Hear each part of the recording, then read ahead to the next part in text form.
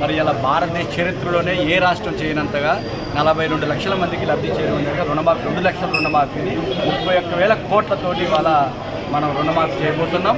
మొన్ననే క్యాబినెట్లో తీర్మానం జరిగింది. మన మంత్రివర్యులు వ్యవసాయ శాఖ మంత్రులు తుమ్మల నాగేశ్వరరావు గారు, అదేవిధంగా ముఖ్యమంత్రి గారు రేవంత్ రెడ్డి గారు, అదేవిధంగా మన రెవెన్యూ శాఖ భట్టి గారు, డిప్యూటీ సీఎం గారు, వీరందరూ కూడా మన ఖమ్మం జిల్లాలో ఉంటారు. అదేవిధంగా ఇక్కడ తెలంగాణ రాష్ట్రంలో గత ప్రభుత్వం ఏదైతే మరి ఇరిగేషన్ ప్రాజెక్టు మీద ముఖ్యంగా కాళేశ్వరం ప్రాజెక్టు 1,00,000 కోట్లు పెట్టి ఈరోజు గంగలా పాలైన 1,00,000 కోట్లు దానికి ఇలా వడ్డీలకి కట్టడానికి ఇలా ప్రభుత్వం గత ప్రభుత్వంలో చెప్పలేని అంత అప్పులు చేసి అలా కోట్లలో లక్షల కోట్ల అప్పులు చేసి అలా అప్పులన్నీ కూడా వడ్డీలుగా సరిపోతున్నా సరే అయినా సరే మరి ఏదైతే మరి సోనియా గాంధీ గారు కానీ రేవంత్ రెడ్డి గారు కానీ ఇచ్చిన హామీ, అదేవిధంగా రాహుల్ గాంధీ గారు మరి ఎలక్షన్ ముందు ఇచ్చిన హామీలు 6 గ్యారెంటీల్లో భాగంగా ఆ గ్యారెంటీలు కూడా ఇలా సిలిండర్ 500 రూపాయలకి ఇస్తున్నాం, ఇలా గృహజ్యోతి కూడా 200 యూనిట్ల వరకు ఫ్రీ కరెంట్ ఇస్తున్నాం, అదేవిధంగా మరి 2,500 రూపాయలు కూడా ప్రతి మహిళకి ఇస్తున్నాం, 4,000 రూపాయలు రాబోయే రోజుల్లో పెన్షన్ను పెంచుతున్నాం.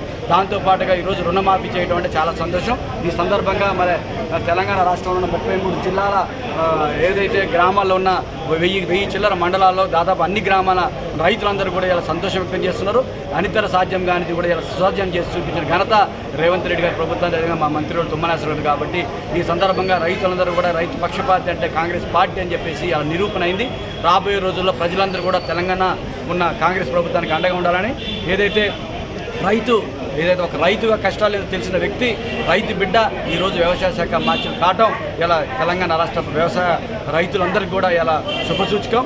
ఇలా అన్ని సమస్యలు కూడా వ్యవసాయానికి సంబంధించిన ఏదైతే మా రైతు బంధు కానీ అదేవిధంగా అన్ని రైతులకు ఇవ్వాల్సిన సబ్సిడీలు కూడా ఇలా మంత్రి గారి ద్వారా ఇవ్వడం జరుగుతుంది. సార్ ఒకటే చెప్పండి, హరీష్ రావు గారు రైతు రుణమాఫీ చేస్తే రాజీనామా చేస్తున్నాడు, దీని మీద స్పందించండి. ఖచ్చితంగా రెడీగా పెట్టుకోవాలి. హరీష్ రావు రెడీగా పెట్టుకుని ఆయన బీజేపీ పోతాడో మరి కాంగ్రెస్కి వస్తాడో ఇలా రిజైన్ చేసి ఇవాళ మరి ఆయన ఏదైతే సవాల్ విసిరిండో దాని సవాల్ని మేము స్వీకరించినాం. ఇలా ఆగస్టు 15 లోపల మొత్తం కూడా రుణమాఫీ చేయబోతున్నాం.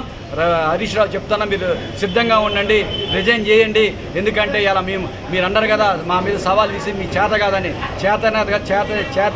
చేతనైన ప్రభుత్వం అని చెప్పి నిరూపణ అయింది. మీరు రెడీగా పెట్టుకొని ఇలా రాజీనామా మీరు అన్న ప్రకారం రాజీనామా చేయాలని మేము డిమాండ్ చేస్తాం.